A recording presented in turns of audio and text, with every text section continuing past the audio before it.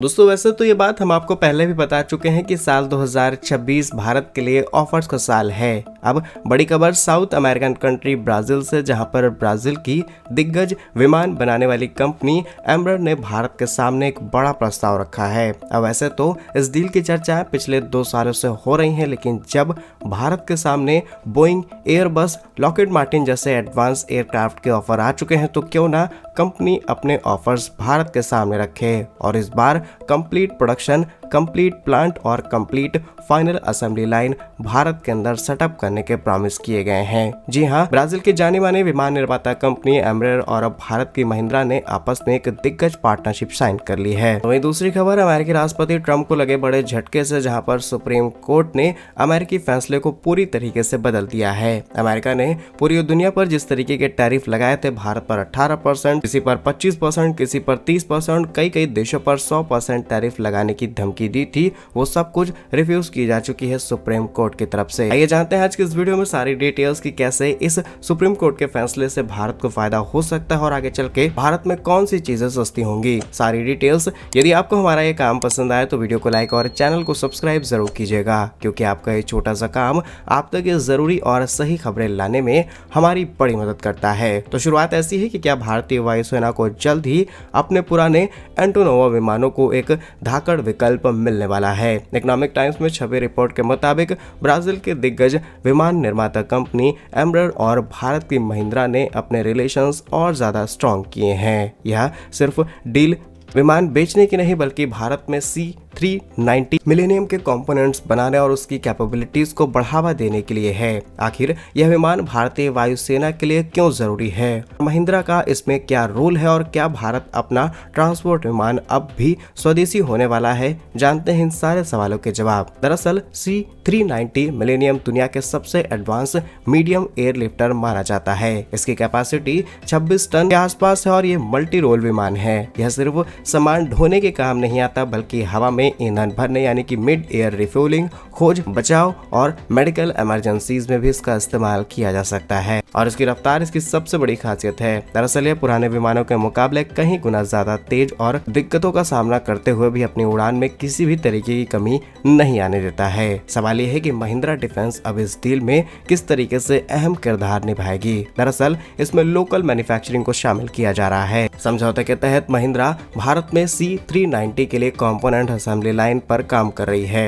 यही भारत के अंदर मेंटेनेंस हब भी सेट किया जाएगा। भारत न सिर्फ विमान खरीदेगा, बल्कि एम्ब्रर के साथ इस पूरे एशिया का मेंटेनेंस और स्पेयर पार्ट्स MRO सेंटर भी बनाने की तैयारी है। बिकॉज ये विमान सिर्फ भारत तक ही सीमित नहीं रहेगा, बल्कि कई एशिया के देश इसे खरीदना चाहते हैं और भारत को बतौर सेंटर की तरह देखा जा रहा है। और ये सेंटर सिर्फ इस कंपनी का नहीं, बल्कि एयरबस ने भी देखा, बोइंग ने भी देखा, लॉकहीड मार्टिन ने भी देखा और रिसेंटली भारत आए फ्रांस के राष्ट्रपति इमैनुअल मैक्रोन ने इसकी सबसे बड़ी चर्चा की। दरअसल उनकी राफेल बनाने वाली कंपनी भी भारत के अंदर कुछ ऐसा ही प्लांट सेटअप करने के काम को शुरू कर चुके हैं, ताकि जितने भी देशों को राफेल बेचा जाए, एटलीस्ट भारत के आसपास उनकी सारी मेंटेनेंस भारत के अंदर की जा सके। और फिर से वापस लौटे हम ब्राजील के डील पर, तो महिंद्रा ही क्यों? महिंद्रा के पास पहले से ही एरोस्पेस सेक्टर में काम करने का अनुभव है। इस पार्टनरशिप में भारत को एरोस्पेस मैन्युफैक्चरिंग की कॉम्प्लेक्स टेक्नोलॉजीज सीखने को मिलेंगी, जिससे हम कई और प्रोजेक्ट पर इजीली काम कर सकते हैं। सवाल ये भी है कि भारतीय वायुसेना को C390 की जरूरत क्यों पड़ रही है। दरअसल भारत के पास अब AN32 के विकल्प नहीं बचे हैं। हमारे पास पुराने AN32 विमान है, जो कि अब सेवा से बाहर होने के कगार पर हैं और सीमा पर तैनाती हमें लगातार बढ़ानी है। हिमालय की चोटियां, लेह लद्दाख पर भारी सामान ले जाने के लिए हमें ऐसे पावरफुल और हाई परफॉर्मेंस विमानों की जरूरत है। दूसरा, डाइवर्सिफिकेशन। भारत अभी भी अमेरिकी C-130 या फिर रूसी विमानों पर निर्भर था। ब्राजील के साथ यह डील एक नए और स्वतंत्र विकल्प देती है, जिससे भविष्य में अगर रूस अमेरिका से भी हमारी नहीं बनती है, तब भी हमें विमान सप्लाई चेन में किसी तरीके की कोई दिक्कत नहीं आएगी।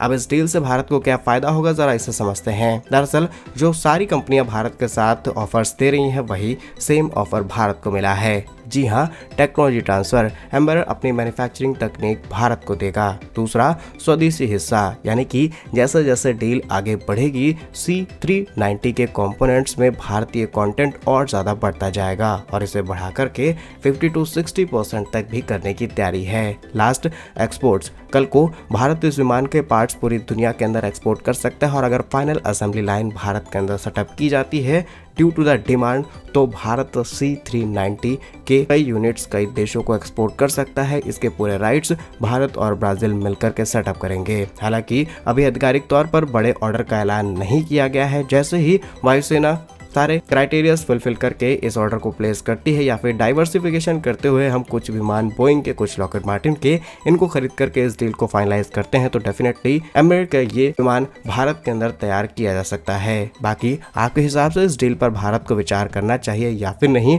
कमेंट्स में अपने ओपिनियन जरूर शेयर कीजिएगा। वहीं दूसरी खबर अमेरिका से, जहां पर अमेरिका के इतिहास में 20 फरवरी 2026 के दिन को हमेशा याद रखा जाएगा। अमेरिकी सुप्रीम कोर्ट ने राष्ट्रपति ट्रंप को ऐसा कानूनी झटका दिया है जिसकी किसी को उम्मीद नहीं थी। कोर्ट ने ट्रंप की टैरिफ नीति को अवैध करार दिया है, जिसे वो पिछले कई महीनों से दुनिया के खिलाफ इस्तेमाल कर रहे थे। लेकिन ट्रंप कहां हार मानने वाले थे। सुप्रीम कोर्ट के फैसले को कुछ ही घंटों के भीतर ट्रंप ने ऐसा एग्जीक्यूटिव ऑर्डर साइन किया है जिससे पूरी दुनिया के मार्केट में खलबली मचा दी है। उन्होंने अब पूरे अमेरिका में आने वाले सभी इंपोर्ट्स पर 10% का नया ग्लोबल टैरिफ इम्पोज कर दिया है। आखिर सुप्रीम कोर्ट ने क्या कहा और कैसे भारत जैसे देशों पर इसका असर पड़ेगा, जानते हैं सारे सवालों के जवाब। सबसे पहले समझते हैं कि कोर्ट ने क्या कहा। ट्रंप ने रेसिप्रोकल टैरिफ नीति को IEEPA यानी कि international emergency economic power act के तहत लागू किया था और इसे सुप्रीम कोर्ट का कहना है कि ये 6 से 3 बहुमत से कहा गया 1977 का कानून राष्ट्रपति को अधिकार नहीं देता कि अपनी मर्जी से टैरिफ थोपे, लेकिन टैरिफ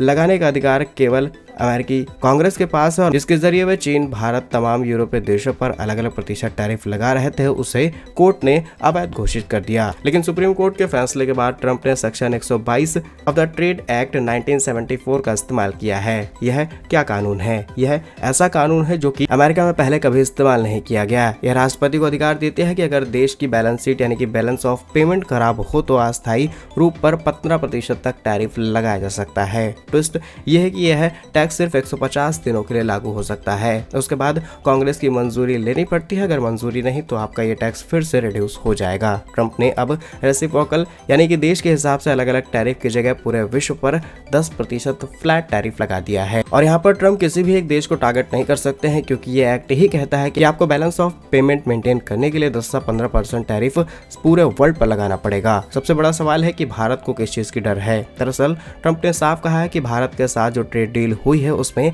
नथिंग चेंजेस हैं। उन्होंने प्रेस कॉन्फ्रेंस में कहा कि वे हमें टैरिफ देंगे, हम उन्हें नहीं। और आंकड़े ये कहते हैं कि पहले भारत को 18% टैरिफ देना पड़ता था, लेकिन अब ये गिर करके 10% हो चुका है। यानी कि तकनीकी रूप से भारत के लिए यह एक राहत की खबर है क्योंकि इससे पूरे ग्लोबल टैरिफ अब एक समान हो चुका है और भारत को तो 10% टैरिफ देना पड़ेगा। बाकी आपको क्या लगता है, ट्रंप के इस फैसले के बाद ट्रंप कुछ नया कानून लाने की कोशिश करेंगे या फिर नहीं? कमेंट में अपनी राय जरूर लिखिएगा। भारत के ऐसे ही वीडियोस पाने के लिए वीडियो को लाइक, चैनल को सब्सक्राइब जरूर कीजिए। वंदे मातरम, भारत माता की जय।